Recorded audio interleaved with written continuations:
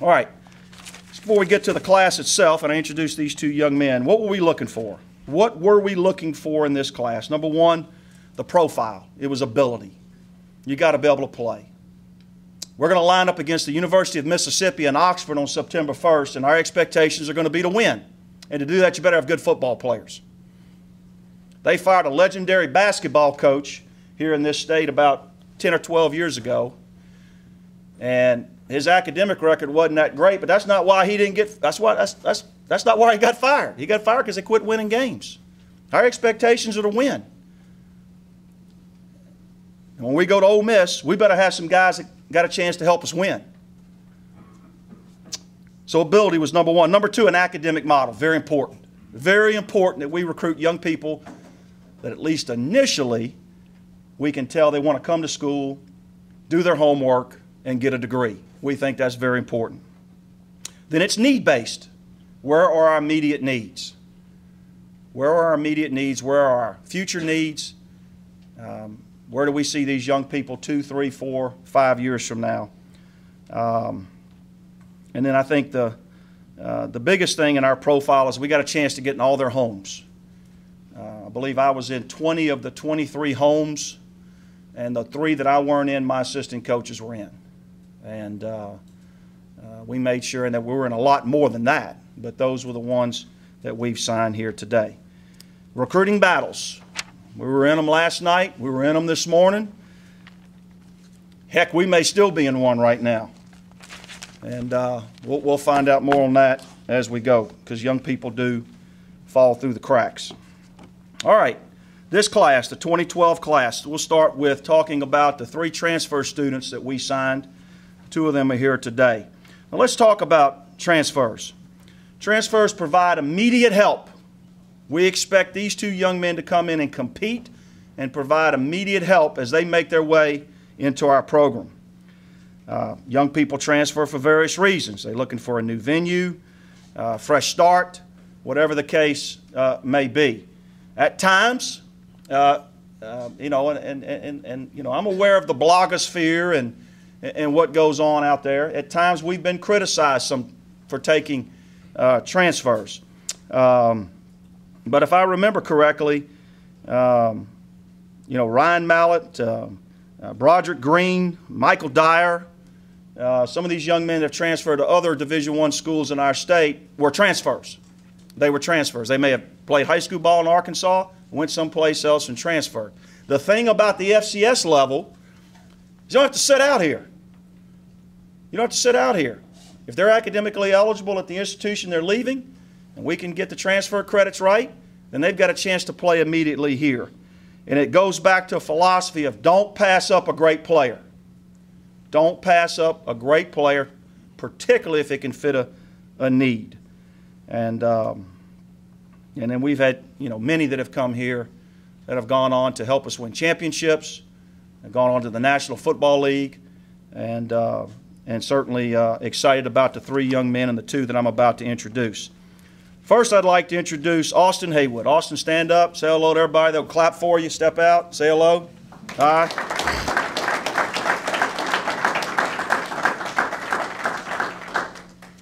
As you can see here on the sheet, and I'm not going to read every line, but Austin's 6'5", 252-pound tight end from Southmore High School by way of the University of Oklahoma, where he played the last 2 years, caught balls, made tackles at the University of Oklahoma. As you can see, coming out of high school, you know, one of the top players, not just at his position, but one of the top players in the country. And that's not to embarrass Austin or put any undue expectation on him, although we expect you to be an All-American this year and catch 462 balls. But you can see there, one of those last lines, he was, by rivals, the 139 rated football player in the country. Coming out of high school. And we do have high expectations, as Haywood has for himself.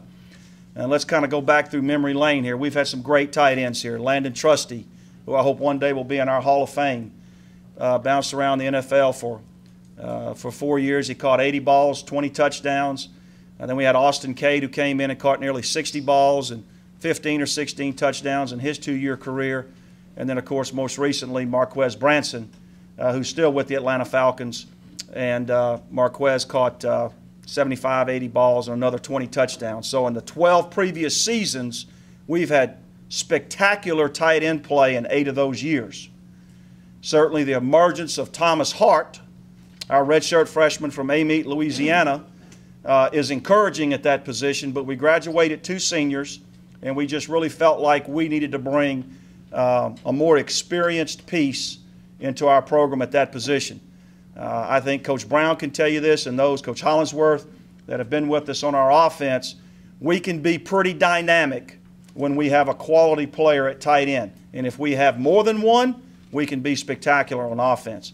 And we're hoping Hayward will come in, Austin Hayward will come in and give us some punch there at that position. The next young man is Jacoby Walker.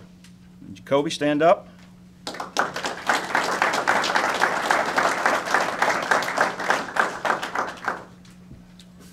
He said just now about as many words to you guys as he has to me in the last 3 weeks. Quiet young man. 6'2", 216-pound quarterback from Westfield High School by way of the University of Arkansas. You can see his career numbers here. Certainly coming out of high school, was rated one of the top dual-threat quarterbacks in all of high school football in his senior year. He was an early graduate to the University of Arkansas, had a spectacular spring 2 springs ago, had a pretty significant, really devastating type of knee injury, got behind. He's 100% healthy now. He's available to go through spring practice. He's got 3 years of competition left. Austin has 2 years left, and we expect him to come in and compete. He's already trying to learn. They're out there throwing during the week, on the weekends. Really bonding with our existing team. And that's the neat part, is that the existing team has accepted these 2 young men. And that's something you always worry about, is chemistry into our locker room and on our roster. And both of these young men are making friends, and they're integrating into our program. And Jacoby as well as Austin are both going to be counted on to come in and provide immediate impact. Now, one of the things that most of you don't know, Winrick Smothers, our rising junior, who had 1 start this year and has played for us the last 2 years, had off-season wrist surgery, thumb surgery, on his left hand that he hurt during the season. That's why you didn't see a lot of him at the end of the year. Not something we wanted to put out to, Texas State or Montana or, Tennessee Tech when we were playing there. But he is recovering from that surgery. He has been extremely limited this offseason. And, he'll be, his status will be touch and go during spring ball. Again, felt like we needed to bring in another mature piece there to compete at that position. And certainly we feel like we've got not just 2 upperclassmen athletes, but Ryan Howard, Trey Taylor coming up into our program. We feel like we've got a nice group there at quarterback. But we do have high expectations of Jacoby as well at the quarterback position. And again, we've had superior quarterback play. Nathan Dick is playing in a senior game. Possibly could be a middle round to late round draft pick this year. We've had Brian Stallworth here, Zach Clark, of course, Coach Brown, the all-time leading passer in the history of college football in our state. So we've had some success at quarterback, and I have no doubt that Jacoby will come in and fill that void as well. Let's give those 2 young men another hand, please.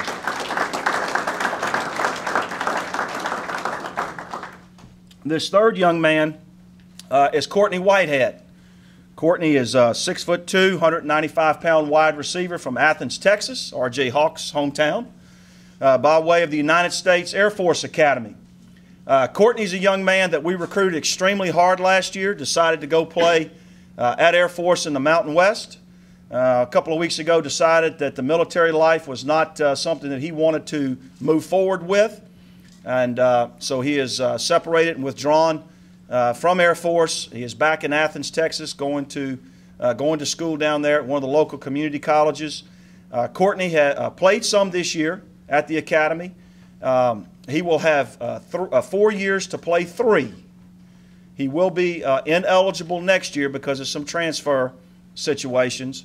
But an outstanding high school prospect that we really wanted last year. You can see he was a 3-star rated player. that went to Air Force and played some this year. He will have 4 years to play 3, so he'll redshirt next year. And then, of course, he'll have 3 years in our program. Courtney's a big play guy. He's a big target. And certainly we're glad to have him. Even though it's a year late, we're glad to have him join our program.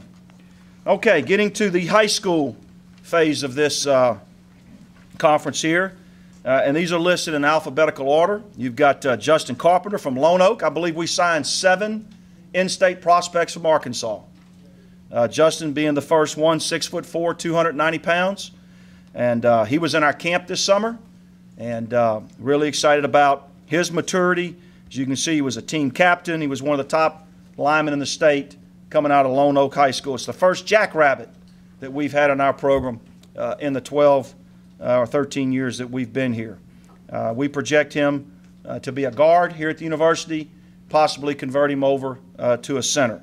So we're excited about Justin Carpenter joining the program. A name that may be familiar to you, Cody Dowks. Cody is from West Memphis High School. He's a 6'1", 215-pound multi-position athlete. We've got him listed as an athlete. What our initial plans are with Cody is to play him at that H-back, fullback, slot position. Very similar to some things that we've done over the past years with several different athletes. Marquez, Rico Moss. He's 215 pounds, very smart, high football IQ. He's played tight end, receiver, quarterback, outside linebacker, safety. He's a coach's son, kind of partial to that. Of course, Lanny Dowks is one of the most successful high school football coaches in our state at West Memphis High School. As you can see, he was, again, one of the top-rated players in our state. You see his numbers there. The thing that's impressive is that he'll transfer in approximately 24 or 27 hours of concurrent university work. So he is not only very high football IQ, but obviously very smart young man when it comes to doing his homework. We'll start him on the offensive side of the ball. He got touched by academies, obviously all the state schools. Memphis made some overtures, Arkansas State, but at the end, this is where he wants to be, and we're excited about having Cody in our program.